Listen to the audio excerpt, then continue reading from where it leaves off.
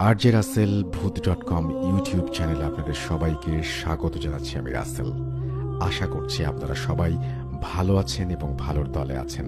আপনারা ভালোবাসেন বলেই প্রতি বৃহস্পতিবার রাত 11:59 আমরা ফিরে আসি এই ইউটিউব চ্যানেলটিতে।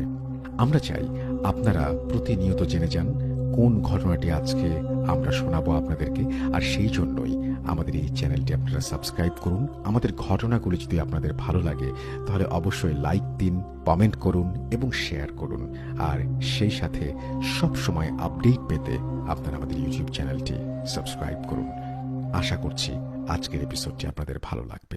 এপিসোডের শুরুতে আমি জানিয়ে দিই, আমাদেরকে যদি লিখতে চান তাহলে আমাদের ইমেল অ্যাড্রেস হচ্ছে russell.booth.com@gmail.com, which is russell.bhwt.com@gmail.com।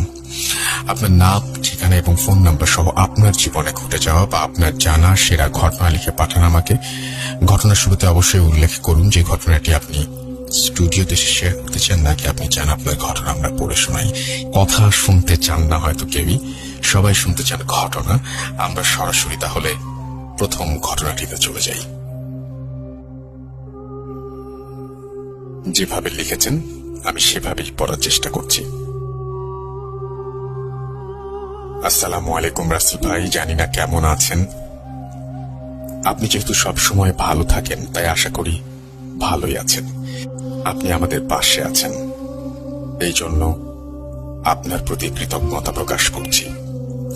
আমার নাম এসকে পৃথুল, বাসা ফরিদপুর জেলার মধুখালীতে।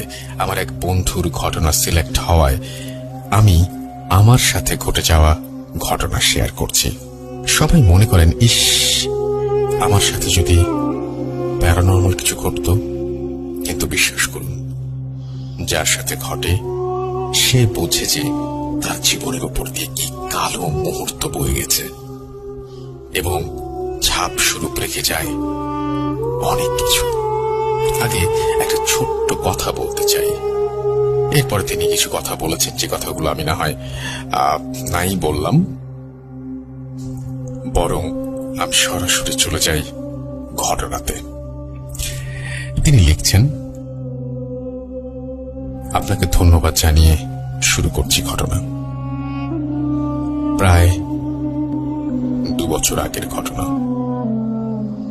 ঘটনার সুবিধার্থে বলে রাখি, ভুডো পৃথিবীর প্রাচীন ব্ল্যাক ম্যাজিকের নাম। এটা নিয়ে আমি আপনাদের গ্রুপে পোস্ট করেছিলাম। এই ব্ল্যাক ম্যাজিকের প্রথম শুরু হয় রোমান অঞ্চলে, পরে অনেকের কাছে ছড়িয়ে পড়ে। এই জাদু চর্চার শক্তিকে নিয়ন্ত্রণ না করতে পেরে প্রায় সবাই বন্ধ করে দিয়েছিল, তাই আমরা অনেকে এর নাম জানি না। ভুডো দেবতার পুজো করার জন্য মানুষ এক প্রকার কাঠের মুখোশ আর বিভিন্ন পোশাক পরত। শোনা গিয়েছে হাওয়াই দ্বীপে এটি চর্চা করা হতো। সবচেয়ে ইন্টারেস্টিং ব্যাপার হলো, আমার বড় চাচা প্রায় 2 বছর আগে হাওয়াই দ্বীপ থেকে ভ্রমণ করে আসেন। তিনি প্রাচীন গুহা এবং বন জঙ্গলে ঘুরতে ভালোবাসেন। তিনি সেখানের এক গুহা থেকে একটা কাঠের মুখোশ পান, যেটা আমার জন্য নিয়ে আসেন। আমি যদিও ভূত প্রেত নিয়ে ইন্টারেস্টেড, তাও ভুডো বা তার ভয়াবহতা জানতাম না। মামা তো চলে গেলেন। ওটা রং ছিল বাদামি, দেখে বোঝা যাচ্ছে অনেক পুরাতন কায়দায় বানানো। মুখোশটা আমি দেয়ালের ওপরে একটা পেরেকের সাথে ঝুলিয়ে রাখলাম। 2-3 দিন গেল, কিছুই হলো না। হঠাৎ দেখি যে মুখোশটা বারবার দেয়াল থেকে নিচে পড়ে যাচ্ছে। আমি যত ভালোভাবেই ঝুলিয়ে দেই, প্রতি সকালে ঘুম থেকে উঠে দেখি ওটা পড়ে আছে নিচে। বলে রাখা ভালো, মুখোশের আশেপাশে কোনো জানালা নেই, আর আমি আমার রুম লক করে ঘুমাই। মুখোশটা বেশ ভারী ছিল, বাতাসে পড়ার সম্ভাবনা কম। একদিন রাত 1টা নাগাদ ঘুমাতে যাবার আগে মুখোশটা আমি আমার মুখে লাগাই, জাস্ট ফর ফান। সেটা হয়তো ছিল আমার জীবনের সবচেয়ে বড় ভুল। হঠাৎ দেখি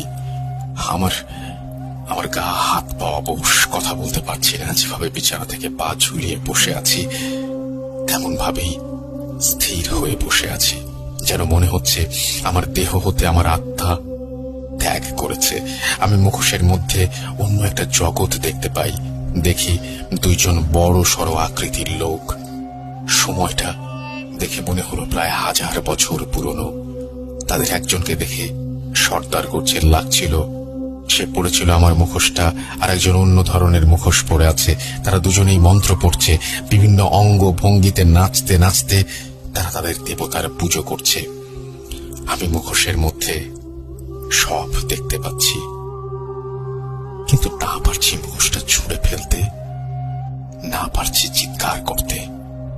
কোনো এক অজানা শক্তি যেন আমাকে দৃশ্যগুলো দেখাতে বাধ্য করছিল। আমার সামনে একটা পাখির ঘাড় মোটকে নিজে রক্ত পান করলো। আবার বিভিন্ন ধরনের আওয়াজ হতে লাগলো। কোন ভাষায় বলছিল আমার জানা নেই। হঠাৎ তাদের সামনে একটা ছায়া মূর্তি আসলো। ওই জায়গায় উপস্থিত সবাই হাঁটু ভেঙে বসে সেই কালো ছায়ার উপাসনা করতে লাগলো। হঠাৎ আমার মুখ থেকে জোরে বেরিয়ে আসলো আয়াতুল কুরসির প্রথম আয়াত, আর আমি যেন আবার সব শক্তি ফিরে পেলাম। ছুঁড়ে ফেলে দিলাম সেই মুখোশ বিছানার ওপর। ঘড়িতে দেখি রাত 1টা বাজে। আমি বিশ্বাস করতে পারলাম না, প্রায় 1-2 সেকেন্ডের মধ্যে এত কিছু দেখলাম। কেন দেখলাম আমি? কি হলো আমার সাথে? যেহেতু আমি আপনার প্রোগ্রাম শুনতাম, তাই জানা সব সূরা পড়ে ফু দিয়ে ঘুমালাম। সেদিন রাতে আর কিছু হয়নি। পরের দিন আবার সকালে উঠে মুখোশটা আমাদের বাসার পাশের কুয়োতে আমি ফেলে দিলাম। কুয়াটা অনেক গভীর ছিল। যাক, মাথা থেকে সব ছেড়ে দিয়ে দৈনন্দিন কাজে মন দিলাম। কিন্তু না, ঘটনা এখানে শেষ হলে ভালো হতো, কিন্তু বুড়ো চাইছিল না এত সহজে আমাকে ছেড়ে দিতে। মুখোশটা ফেলে দিয়ে আমি যেন নিশ্চিত ছিলাম আর কিছু হবে না। সেদিন রাতে ঘুমোতে গিয়ে হঠাৎ মাঝরাতে কিছু একটা পড়ার শব্দে ঘুম ভেঙে যায়। লাইট অন করে দেখি সেই মুখোশ আমার খাটের পাশে ফ্লোরে পড়ে আছে। আমার রক্ত হিম হয়ে আসলো। অসহায় বোধ করছিলাম। কি করব বুঝতে পারছিলাম না। দোয়া পড়ে নিজেকে শান্ত করলাম। মুখোশটা হাতে নিয়ে দেখি ওটার কপালে একটা লাল রঙের ক্রস চিহ্ন। ব্যাপারটা ভালো ঠেকলো না আমার কাছে।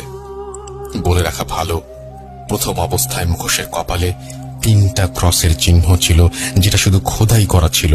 কিন্তু আজকে সেই খোদাই করা অংশে লাল রক্ত দিয়ে ভরাট করা। আমি কিছু বুঝতে না পেরে খাটের নিচে চিলে দিলাম ওটা। কাউকে কিছু না বলে ঘুমিয়ে পড়লাম।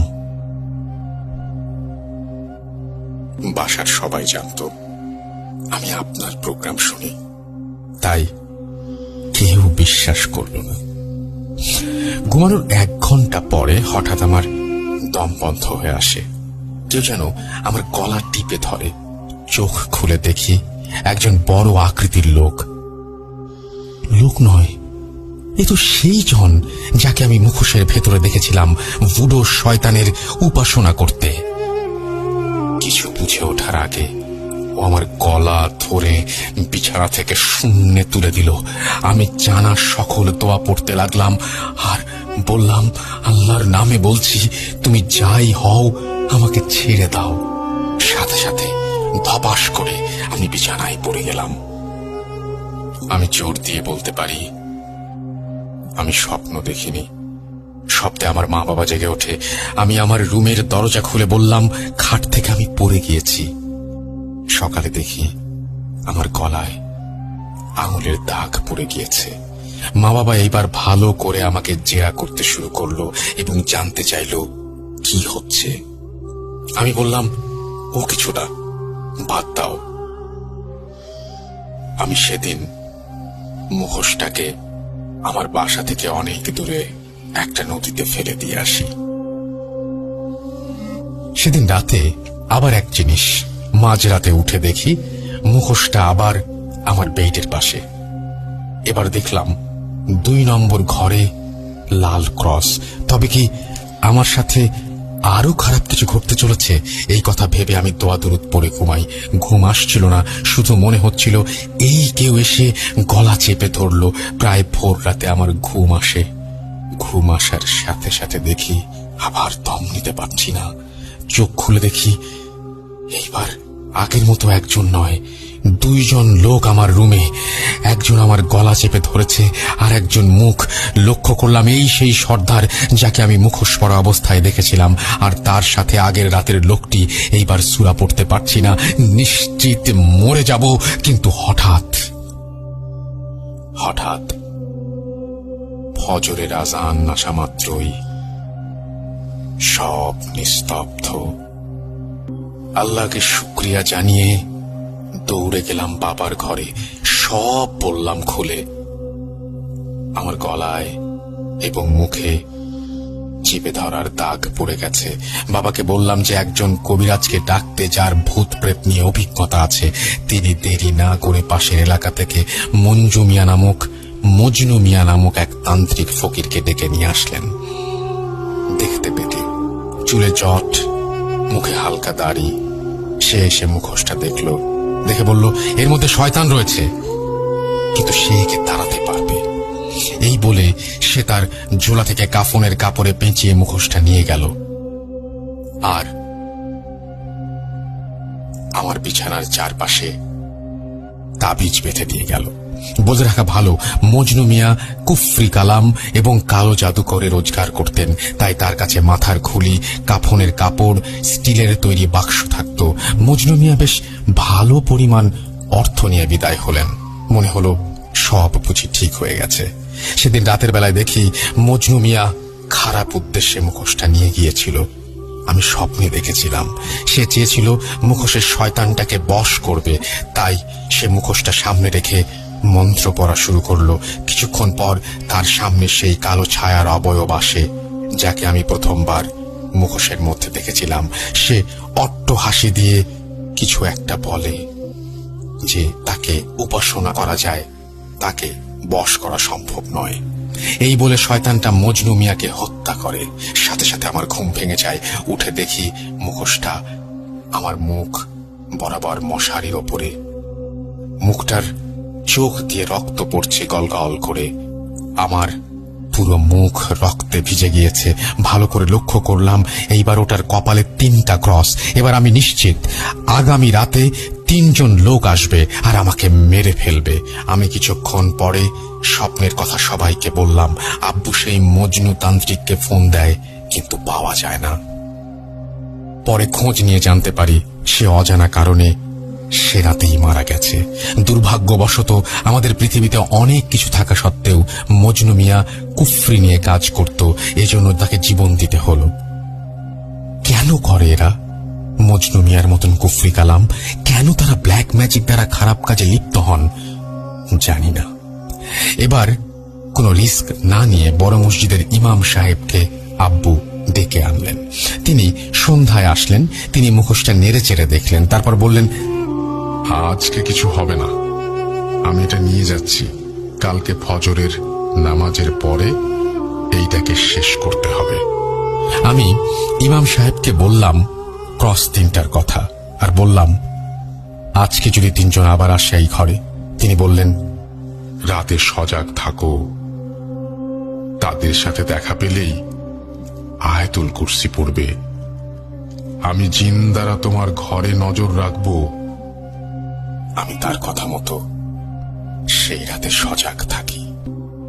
কিন্তু প্রায় রাত 2টার দিকে ঘরে পচা মাংসের গন্ধ পাই, এত বিশ্রী যে উঠে বসি। তাকিয়ে যা দেখি তা দেখার জন্য একেবারেই প্রস্তুত ছিলাম না।